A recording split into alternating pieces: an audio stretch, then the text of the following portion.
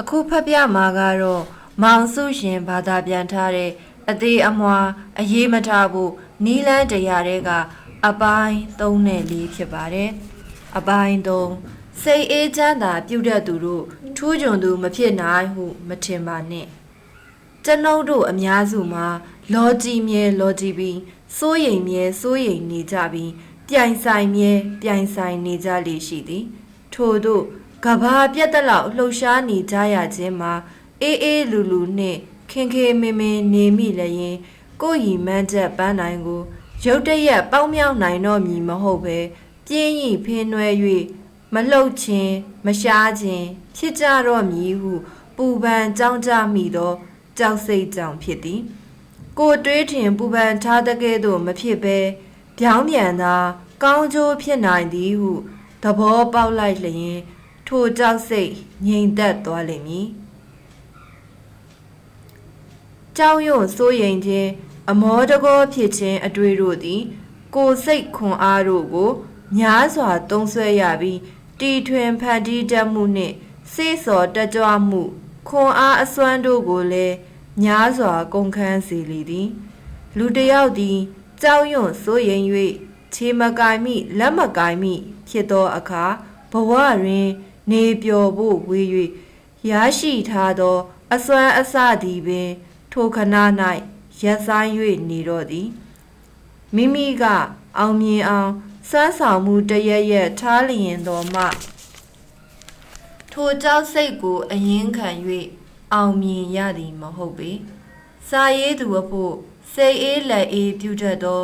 ငြိမ်းချမ်းသောစိတ်အနေရှိပြီးခင်မင်ကျင်နာစိတ်ရှိသူတို့၏အလယ်၌နေခွင့်ကြုံရသည်မှာကံကောင်းထောက်မှခြင်းပင်ဖြစ်သည်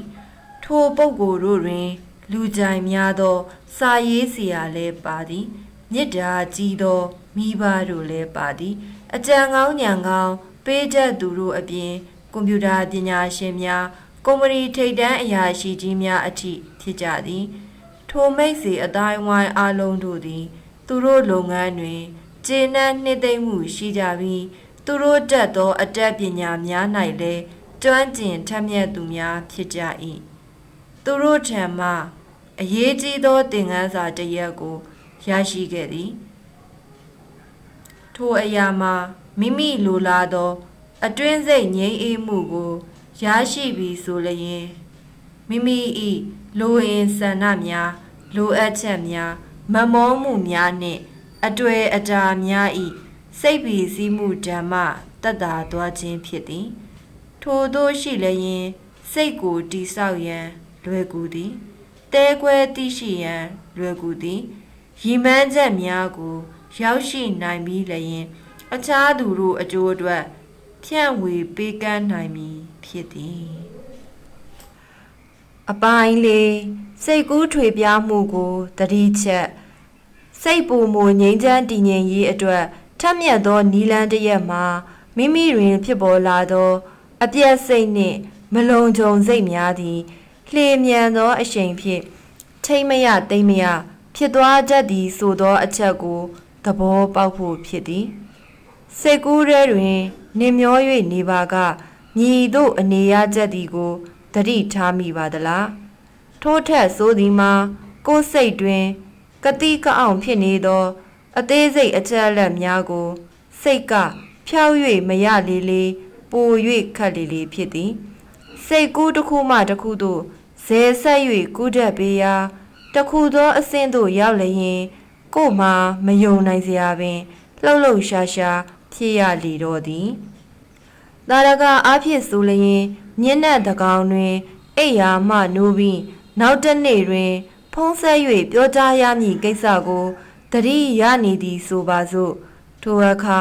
အော်တတိရမည်သားပဲဟုတွေးမိ၍ပေါ်ပါသွားမည်အစားနောက်တစ်နေ့တွင်လုပ်ရမည်အခြားကိစ္စများကိုခုနှစ်စင်အမြင်လိုက်၍တွေးမိနေတော့သည်မနက်ဖြန်တွင်အထက်လူကြီးနှင့်ပြောဆိုရမည့်စကားတို့ကိုပါစိတ်ထဲတွင်စီနေမိပြန်သဖြင့်စိတ်ထဲတွင်ပို၍ရှုပ်ထွေးသွားနိုင်သည်မကြာမီပင်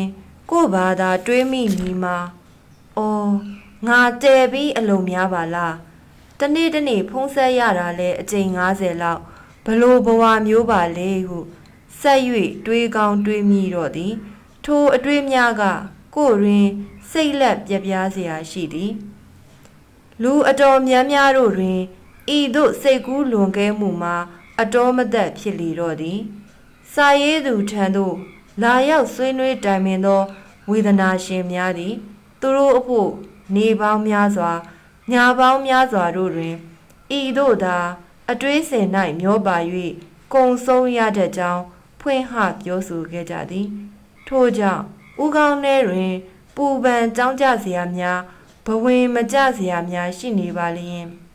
အဘယ်နည်းဖြင့်စိတ်ငြိမ်းချမ်းမှုကိုရနိုင်မည်မှာပြောเสียပင်မလိုတော့ချေဖြည့်ရှင်းရန်နီးမှာစိတ်ထဲတွင်မြည်သို့သောအတွေးများဝင်နေသည်ကိုထိုမနှစ်သက်ဖွယ်စိတ်ကူးတို့အရှိန်မရမီတတိထားမိဖို့ဖြစ်သည်ထိုအတွေးပြန်လွှဲမှုကိုအချိန်မီတိလေးလေးရပ်ဆိုင်ဖို့လွယ်လေးလေးဖြစ်တော်သည်ကျွန်ုပ်တို့ဖော်ပြခဲ့သောဥပမာတွင်နောက်တစ်နေ့ဘာလို့ရမည်ကစသောလုပ်ငန်းစရင်းကိုတတိယ၍အတွေးပြန်လွှဲမိခြင်းသည်မှန်ကန်သည်ဟု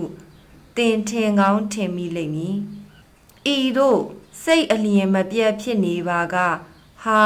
ငါဓာတွေတွေးမိနေပြန်ပါပြီဟုတတိယလျက်အမြင်ဖြတ်ပြစ်လိုက်ဖို့ဖြစ်သည်အတွေးစဉ်အရှိန်မရမည်ဖြတ်တောက်လိုက်ရန်ဖြစ်သည်ထိုအခါ၌ဖုံးဆက်ရမည်ကိစ္စကြောင့်အလုတ်တွေပြီးလာသည်ဟုစိတ်ကူးမိမိအစားဖုံးဆက်ရမည်အလုတ်ကိုတတိယသည်မှာတော်သေးရဲ့ဟုသဘောပေါက်ရန်ဖြစ်သည်ညလေတကောင်၌နိုးလာပြီးထိုစိတ်ကူးရလျင်စာရွက်တစ်ရွက်ပေါ်၌ချရေး၍အိပ်ပျော်အောင်ပြန်အိပ်လိုက်ဖို့သာရှိသည်ထိုကိစ္စမျိုးအတွက်အိပ်ရာဘေးတွင်စာရွက်နှင့်ခဲတံကိုအရန်သင့်ထားနိုင်သည်မိမိသည်အမှန်တကယ်အလုံးများလာသူဖြစ်ခြင်းဖြစ်မည်သို့သောထိုအလေးပင်ကြီးကိုဥကောင်းထဲတွင်ထပ်ထည့်ပြီးတွေးတောနေခြင်းဖြင့်လေးသည်ချက်လေးအောင်လုပ်သလိုသာဖြစ်ပေလိမ့်မည်ယခုပြောခဲ့သောအကြံဉာဏ်အတိုင်းထိုအတွေးမျိုးပေါ်လျင်လုပ်ကြည့်လိုက်ပါ